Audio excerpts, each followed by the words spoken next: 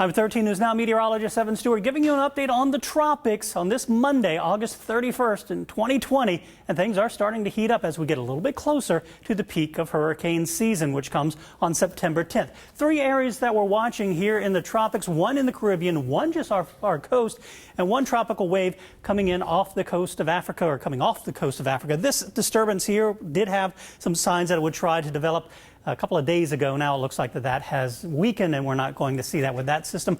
As I mentioned, the tropical wave coming off the coast of Africa. Once it gets out here in the far eastern Atlantic, just south of the Cabo Verde Islands, there's about a 30% chance of development, and that again is way out there in the Atlantic.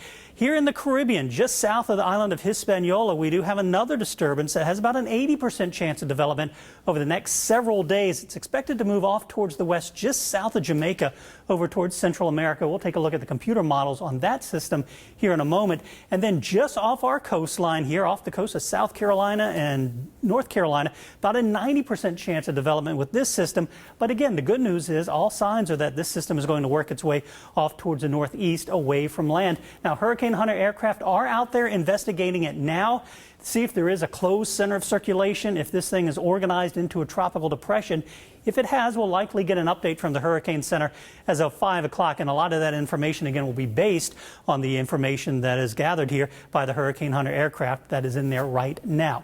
So let's talk about that system. It's Invest 90L. All that means it's an area of investigation. Right now, it is moving to the northeast at 10 miles per hour. This is the 2 o'clock advisory. Winds of 35 with gusts of 45. Notice again, just about all the computer models carry it off towards the north and east. One comes a little bit closer to the Outer Banks of North Carolina, but even then, it would be a very, very, very weak tropical system. The main threats that we could see, maybe a little bit of rain thrown towards the Outer Banks. I think the bigger issue will likely be kicking up some rip currents, especially down through the Outer Banks and down towards South Carolina. In the meantime, we talked about that other system there south of Hispaniola. That's Invest 99L. Again, just another area of investigation. Winds of 35 miles per hour, moving to the west-northwest at 24.